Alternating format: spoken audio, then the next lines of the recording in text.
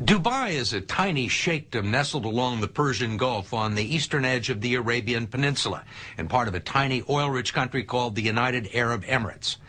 Over the course of just a few decades, it's transformed itself from a spit of sand about the size of Rhode Island into the Singapore of the Middle East. It's a political, economic, and financial success story in a region torn by conflict. And it's all the vision of one man, Sheikh Mohammed bin Rashid Al Maktoum. He rarely gives interviews, but you're about to meet him and get his tour of one of the fastest growing places on earth. No matter how many articles you read or how many pictures you see, they don't quite capture the enormity and the energy of Dubai. It is a physical manifestation of Arab oil wealth set in concrete, glass, and steel, a place so rich and ambitious that it is changing the geography of the world as a business center, transportation hub, and tourist destination, a 21st century city at the crossroads of a new world. Skyscrapers rise in clusters, man-made islands rise from the sea, and entire neighborhoods with hundreds of office buildings and apartments rise from the sand. And it is all the vision of one man, Sheikh Mohammed bin Rashid Al Maktoum. This is where we're standing now. All this is nothing. 2000.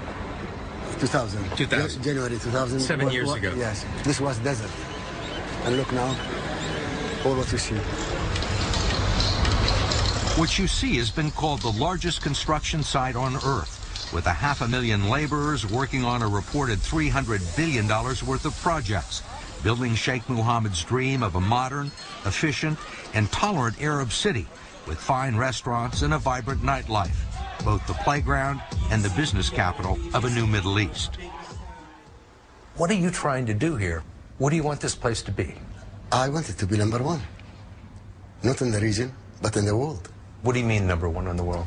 In everything. High education, health, housing, just making my people the highest way of living. At 57 years old, he is one of the richest people in the world, a member of the Maktoum family, which has ruled here for nearly 2 centuries.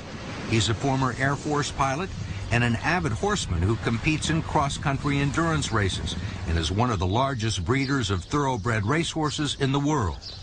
By Western standards, his marital situation is a little complicated. He's married to Princess Hayat, the daughter of the late King Hussein of Jordan, but he also has another wife who is rarely seen in public.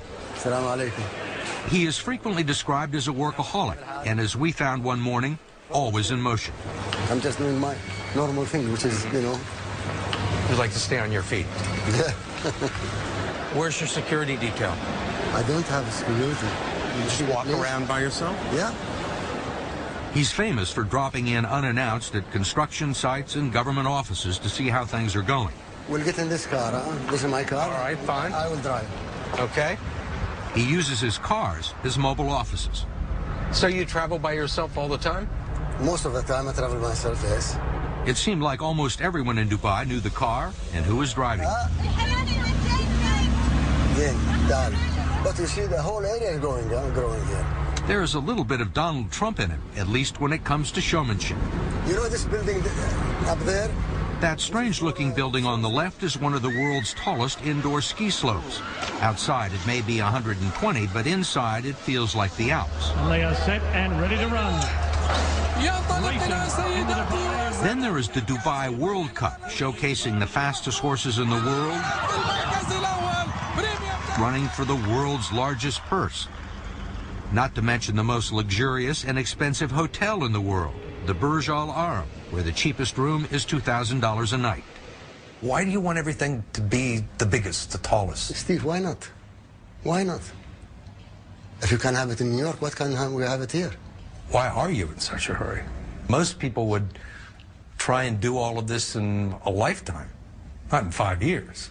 I want my people to live better life now, to go to the high school now, to go to the good health care now, not after 20 years.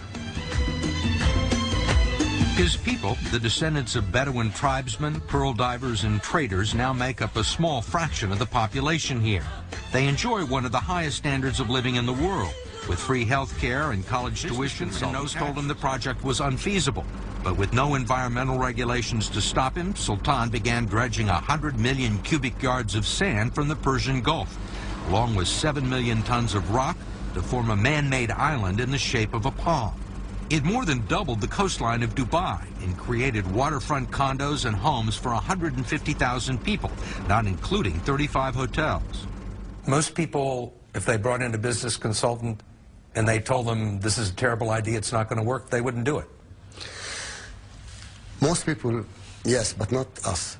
What do you think of Sheikh Mohammed? He's great. He's a visionary, but his ambition without any limits. Ambition with no limits. Yeah. Professor Al-Kitbi warns that the Sheikh's ambition could have some consequences. But for the time being, business is still booming. What do you do when you're not the ruler of Dubai? What gives you happiness and pleasure? I'll be riding my horses. You love horses. I love horses. I love animals. He owns one of the world's top breeding and thoroughbred racing operations. The morning we were there, he was selecting horses for races all over the world. And some of the world's most expensive thoroughbreds were on display. Look, here they come into the finish. So, the one with the color, I told you he won. Yeah. These are the best horses in the world. What is it you love so much about this? It's my hobby. It's, you know, the horse in my blood. Frankie, how's the filly? You like it? Stretched out really well. Of the horses that we've seen today, what are they worth? Each one of these, if you win what we think you win, will be worth 50, 60 million $. There was one horse in particular that the Sheikh was interested in. If you look, they are there. Now they're building up. I expect this to pass this, otherwise I'll be disappointed. And this day he was not disappointed. No one likes to disappoint the Sheikh, not even his horses. That's what I want to see. That's what I want to see.